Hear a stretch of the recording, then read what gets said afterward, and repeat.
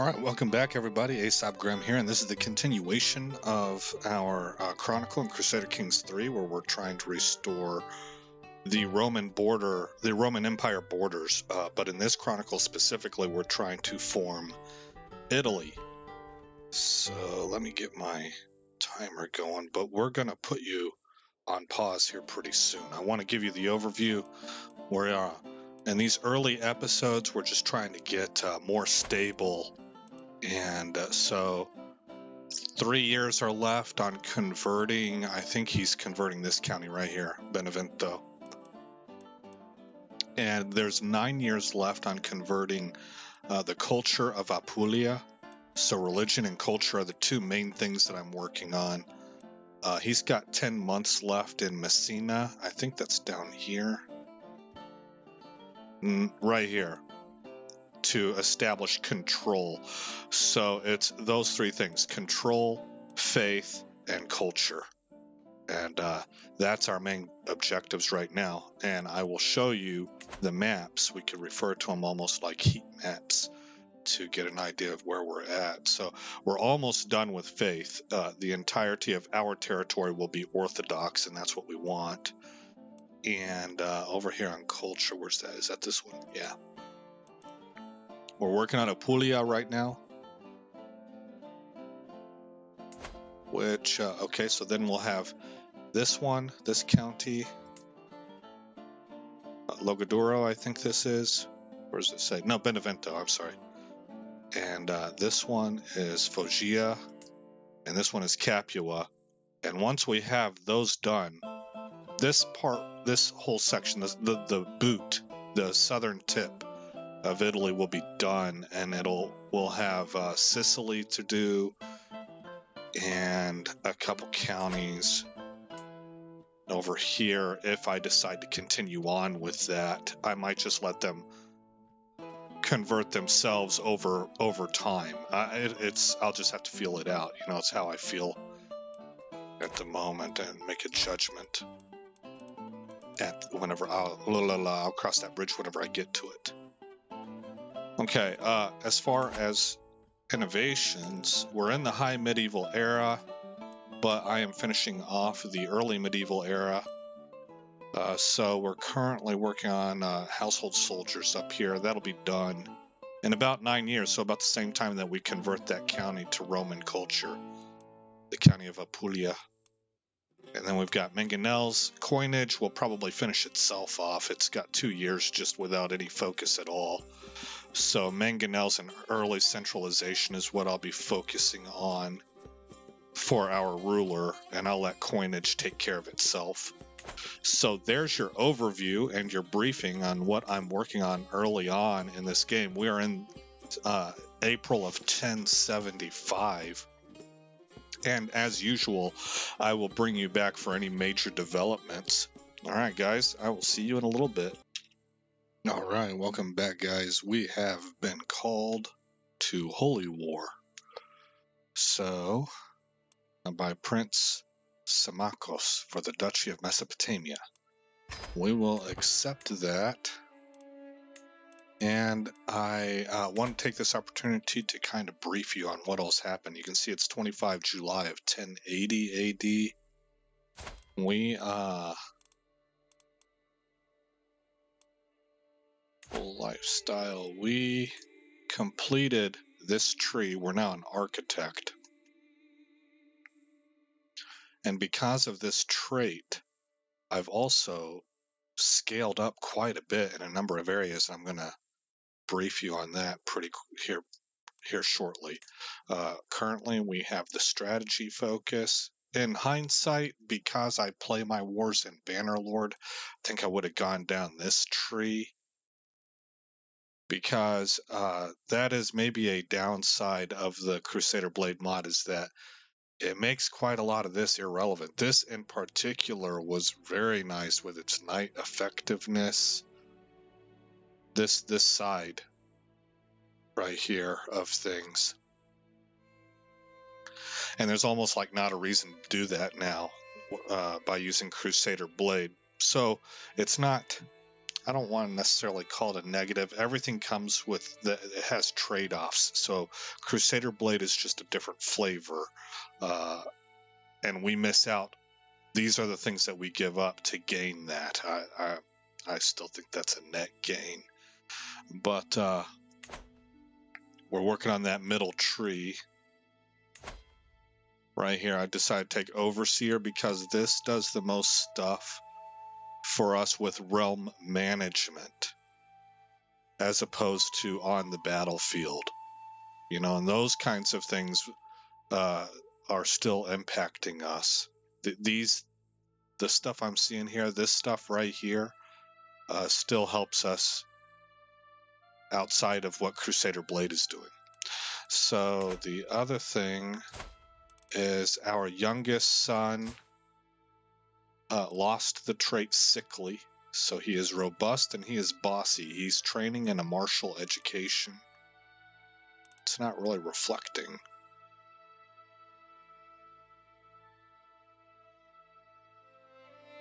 But at any rate, that's what he's training on, so we're real happy that Gracchus is a normal, healthy child now. And we also had a baby girl, Principessa Severina. And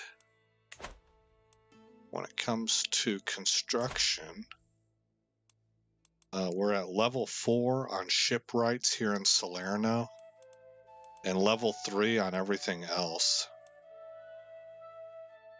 We're at a level 2 castle. We're also we have the technology to move up to a concentric castle. Oh, no, we don't. The Roman culture has the hoardings innovation. I still need that innovation. That's a prerequisite. And in Camarda, we have a level 3 wall towers, level 4 shipwrights. We're working on a level 3 barracks, and then we'll get a level 3 whatever this is. Right now it's camp cooks, whatever's next. Training fields. And over here in Cagliari, we're at a level 4 for... Did I click on the right thing? Here we go. We have the Argentiera mining settlement, which is one of the things giving us a real serious boost in income. We have level 3 wall towers, or walls and towers. We have a level 3 trade port. We're at level 2 on hamlets and level 2 on homesteads right now, but we'll be upgrading those in the future as well. And that is what I have done during the time that we were paused. Also, we converted Benevento to Orthodoxy, and we have gained control over everything in our domain. Currently, Chrysogonos is working on managing royal guards. Knight effectiveness increased by 2% per month, up to 40%. Again, we won't really actually see those benefits except in the battles that I let CK3 do. If we take it into Bannerlord, we lose all that. Enemy hostile scheme success chance is reduced by 1% per month, up to negative 40%. Possible side effects: Knight improved and hostile scheme disrupted. The last thing is that we did higher knights, so we are now at 11 of 15 on knights. And we're going to go ahead and raise our army now. Let's find out where we're fighting. Mesopotamia? That's a bit ambitious, isn't it?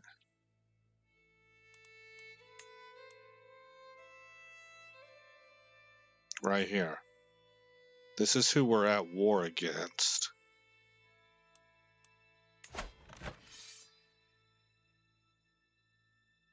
The Duchy title of Mesopotamia. There it is right there. Okay. Raise armies.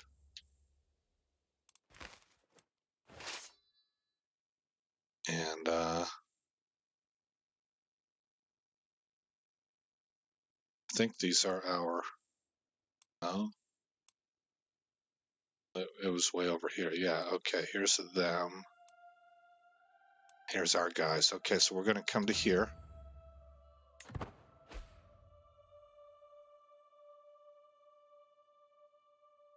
Enemy ally joins war, Prince Abdullah. Now, I believe it was called a holy war, so this could get out of control in a hurry for us. The Muslims are very good at rallying for holy wars.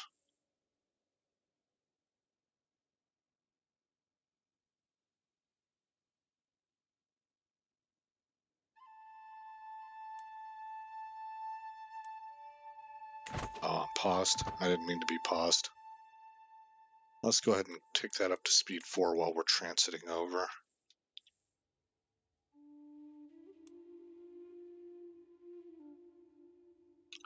Not doing very good money-wise. And our level of splendor has improved to significant, I guess.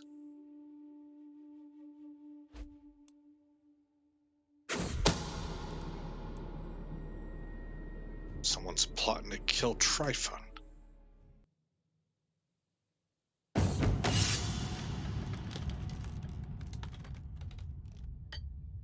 Peering through the dusty murk of the armory, my gaze travels over multiple different weapons of war. A pair of battered leather greaves, a recently sharpened sword, a spear with a worn haft, a rusty farming tool. I pick up the farming implement. Perhaps it has been lumped in unknowingly with the weapons. I heft the tool, examining its curiously curved sickle-like blade, as I give it an experimental swing at a nearby hauberk.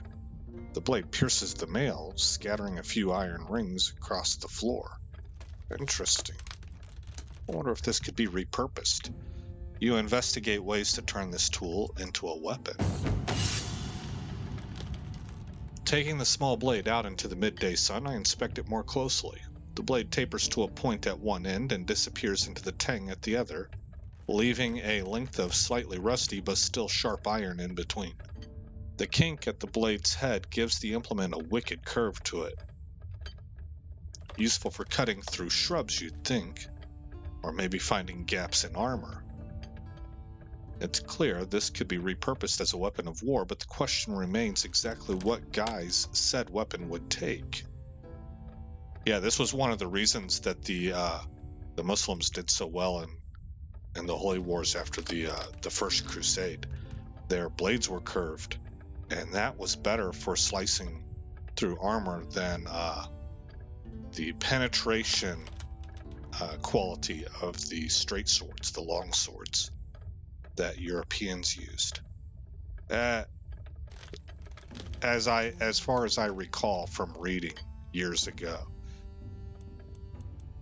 If you straightened out the blade, it could be a useful dagger. 80% chance you fashion a rudimentary dagger from the tool. Perhaps if we mounted it on the end of a spear, it would make a halberd, 59% chance. Or we could leave it as is.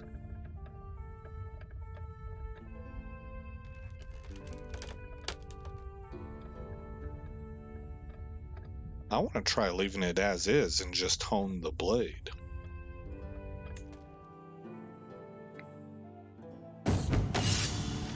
The implement, which the Holdings blacksmith Octavianus explained to me, is known as a billhook. As I enthusiastically supervised him sharpening it, certainly looks the part as a weapon of war. The blade emerges from the tang with a vicious edge to it, running up and through the weighty hooked head. The newly sharpened point glints in the midday sun as I work it into the seam of some defunct boiled leather armor before ripping it back towards me, severing the holding loops in a single swing. What other secrets do our humble farmers hold? Or, I like these, distribute them throughout the realm. What does that do to me?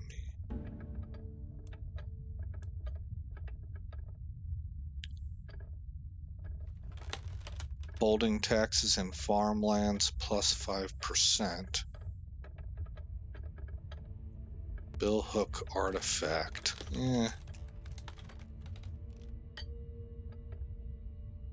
I'll go with this one. Alright, now, pause it. Is this my army? Yes. I have 6,300 men under my command. And there is evidently a Muslim army right here. Let us try and meet them.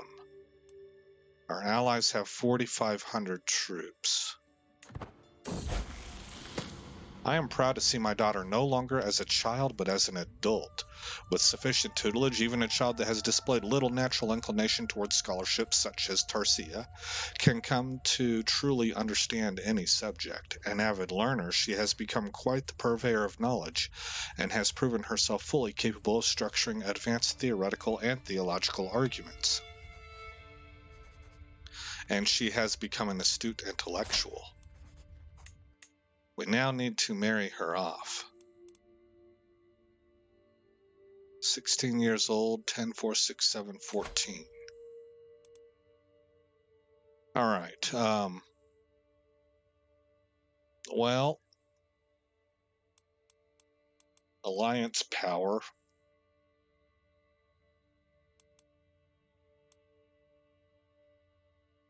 Three years old. France. Do I want to be allied with France? How about the King of Aquitaine, who is Hale as well, and is 15 years old and is already the king? King Bernard V. I think this is a good match. I like that they're only a year apart. Alright, select that, send proposal. Hopefully we don't get called into any of his wars. Fat chance of that happening. And we caught them.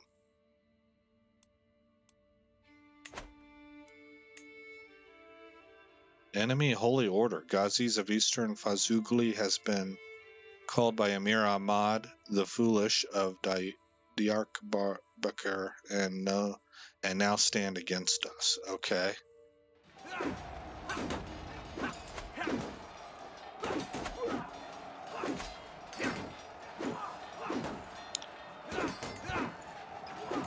Alright, here we go. So, there are casualties already. It's 5,800 versus 5,400. 11 knights versus 15 faris. Let's do this, Brutus. I hope this goes well. It really disturbs me that I don't have as much cavalry as I would like, but they are expensive, those cataphracts.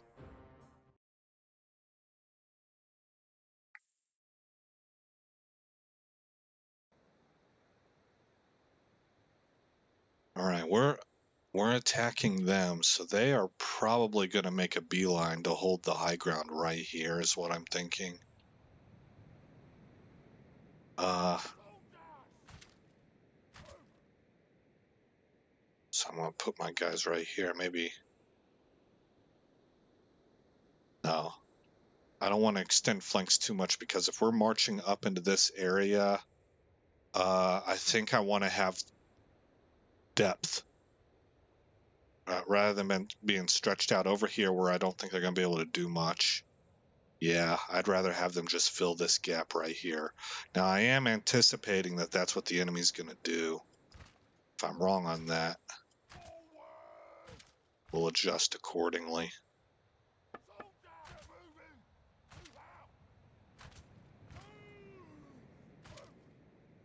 Seems to be centered. Okay. Archers, I just kind of want them to stay right there. And I don't want them to fire right now. Oh.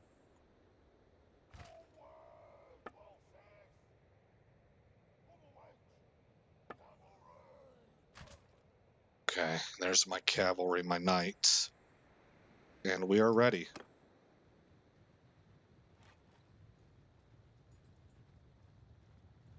Let's see what they do. 31 and 32 in their cavalry, respectively.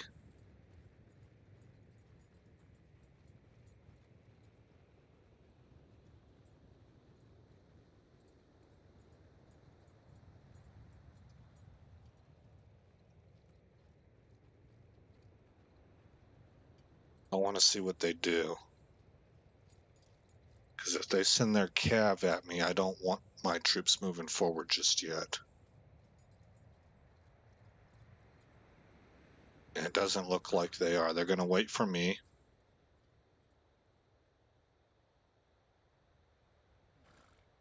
Soldier, onwards!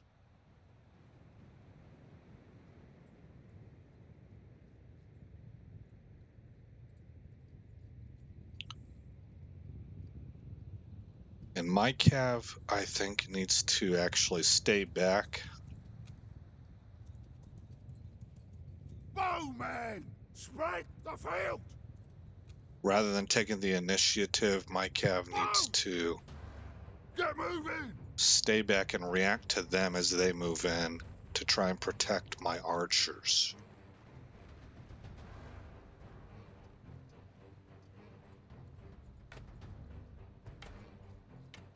Bowman, hold! Arrows!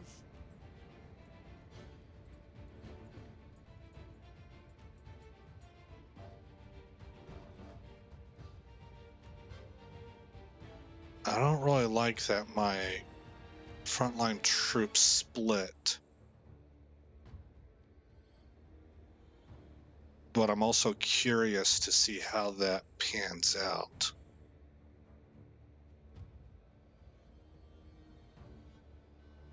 Alright, I'm actually going to tell them to attack now. Infantry! Leave no one breathing! That's not my preferred plan of action.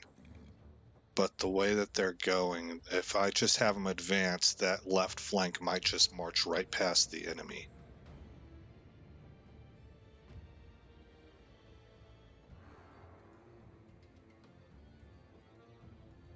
Bows!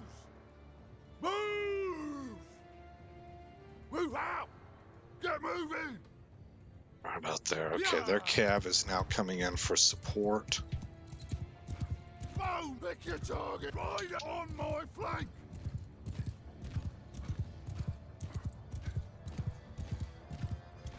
Bowman! Face up!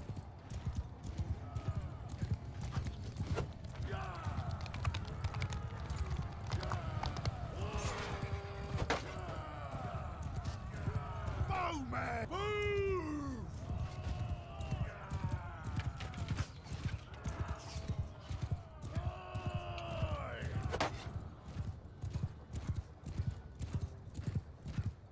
Uh-oh. You devil!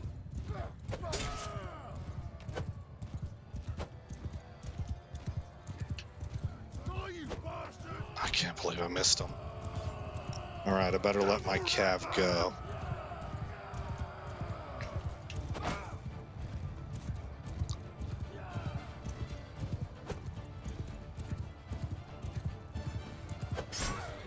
I need to start hitting their horses. Oh, you know what? Am I able to couch?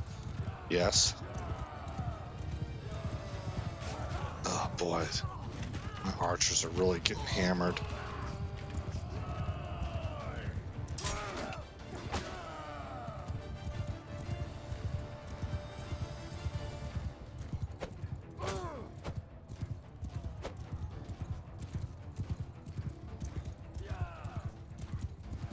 Oh, one of my guys is acting as an archer.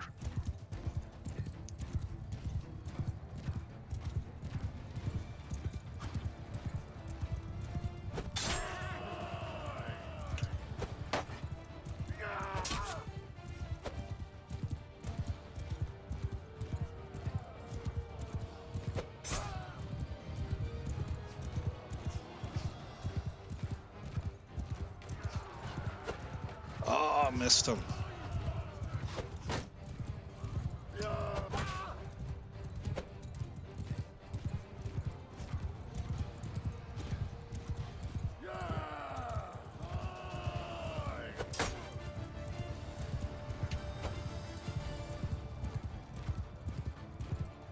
Oh man, I don't know how. I think my troops might be getting beat up here.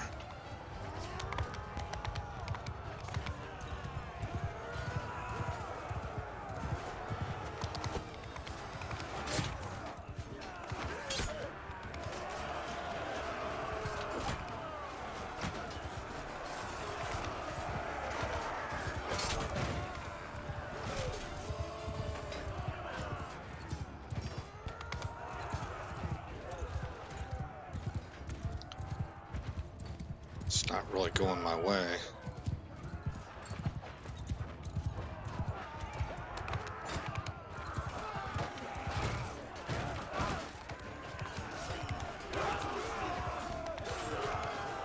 These guys sound like they're running. Oh, looking at the balance of power, it kind of looks like it's not going my way. But maybe I spoke too soon. So, okay. You want a duel?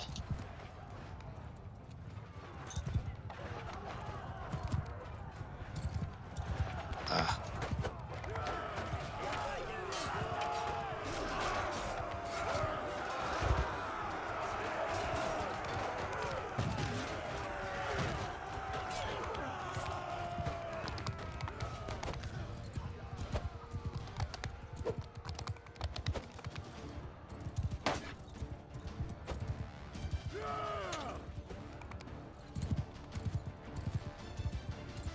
Oh yeah, we got the edge now. That's a clear edge.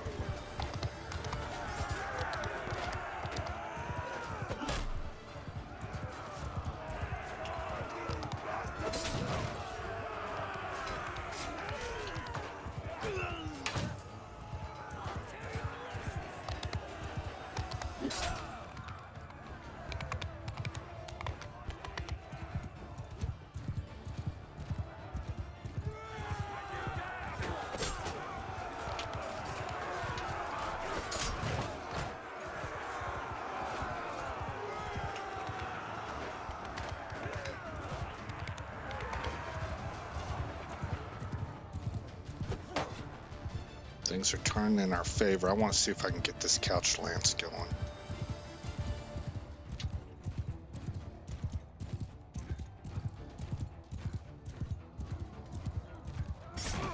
Oh, well, couch lance normally hits for a lot more than that.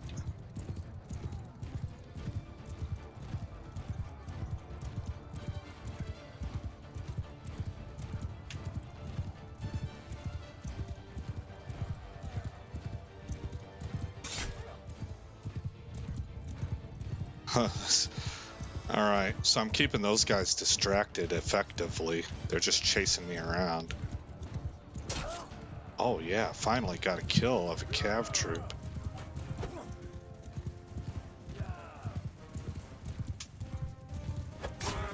Oh, nice.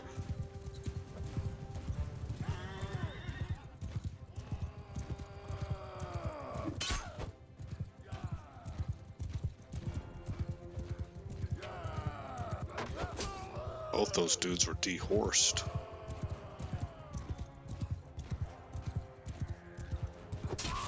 Oh my goodness, that looked brutal.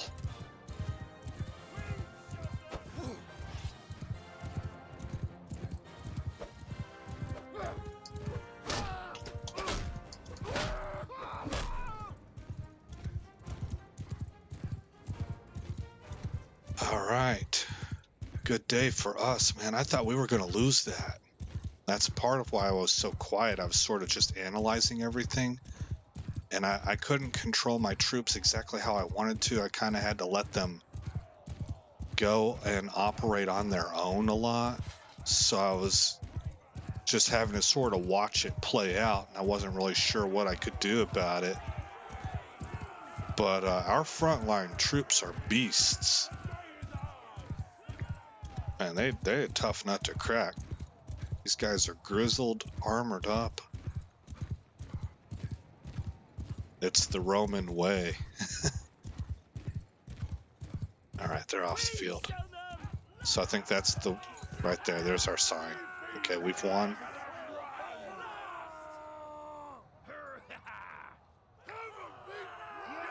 No, I had 11 kills as Chrysogonos. We killed 200 of them.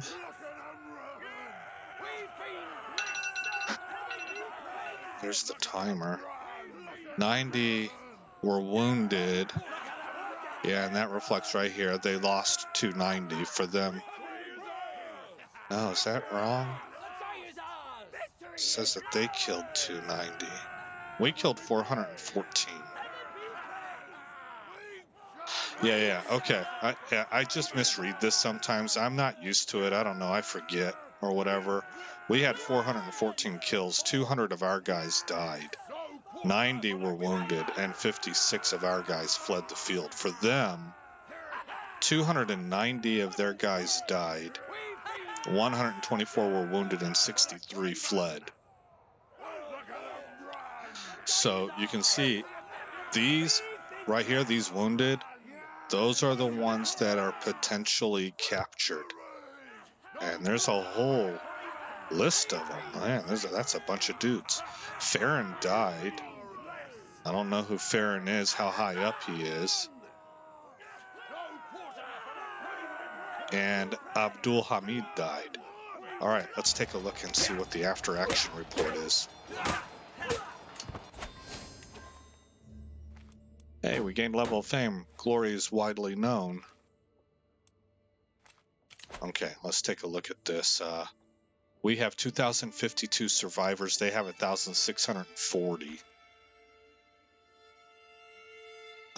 So this went pretty well for both sides.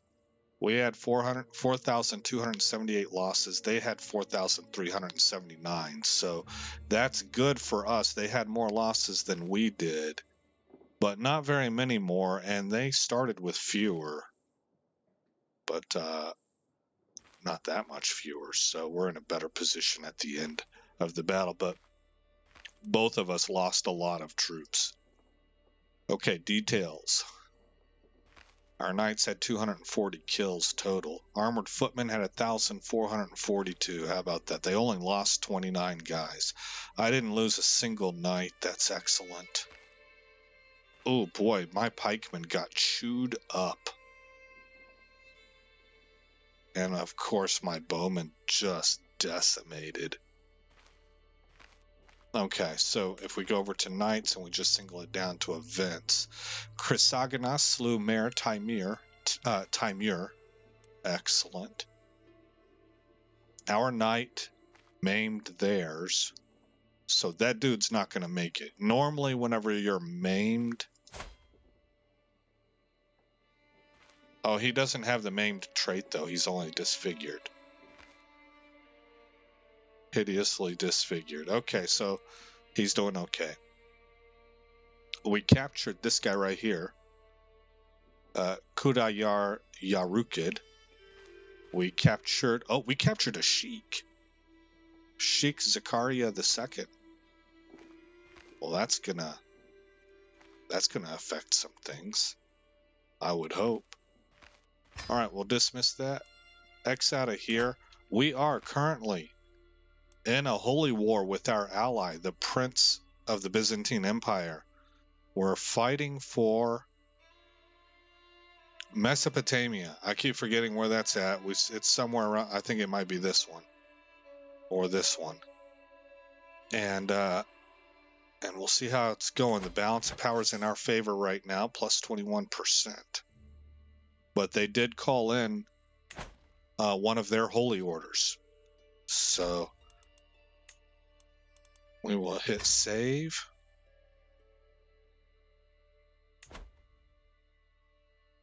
We're actually making positive ducats. That's really nice to have all of our troops raised and we're still in the green. That's really good because you take some pretty serious penalties when you go when you're in debt. Then again, as long as we're importing it into Bannerlord, probably doesn't matter. But at any rate, there we are. This is what the world looks like. Oh, look, England. I bet you that's Wessex, though. I bet you Wessex, yeah. Aethelredson. I bet Wessex united this all and made it England. Alba looks pretty much the same. Yeah, so that's how the world looks, and we're currently all the way over here, long ways from home, fighting a war on behalf of the Byzantine Empire to try and expand the territory.